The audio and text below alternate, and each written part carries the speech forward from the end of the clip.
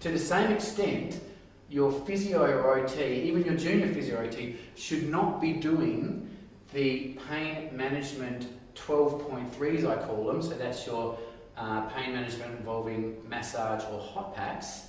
That can be delegated to a physiotherapy aide or a physiotherapy assistant.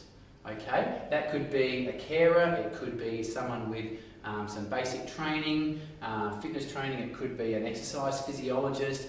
The most cost-effective way is to have a carer dedicated to this role who works under the supervision of the physio. Okay, but that one point is very effective that you get with this 12.3 is very effective at quite often increasing you up one category, and I'll talk about that a little bit later on. So, from a physio's perspective in aged care facilities, whether it's a physio or OT, the idea is to have this model, and that will absolutely reduce your expenses with your allied health team. You're going to reduce your costs, you're going to spread the risk. If people are away on annual leave, sick leave or maternity leave, you've got people to cover each other. The other thing is you obviously don't want to put a blanket 4B approach in, and each resident is individually assessed by a senior person and then delegated out.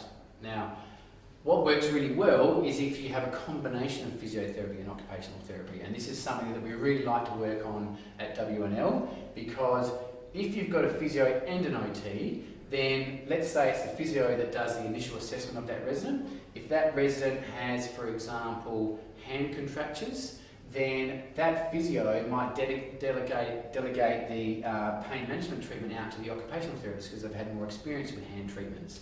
If, for example, that physio does an assessment of a resident with arthritic knee pain, then he might choose to carry out the pain management treatment because he's more experienced with arthritic knee pain. So that's when it works really well. The residents get different treatment techniques, which is fantastic from a resident's perspective, and access to different services. So using a combination of physio and OT is quite good.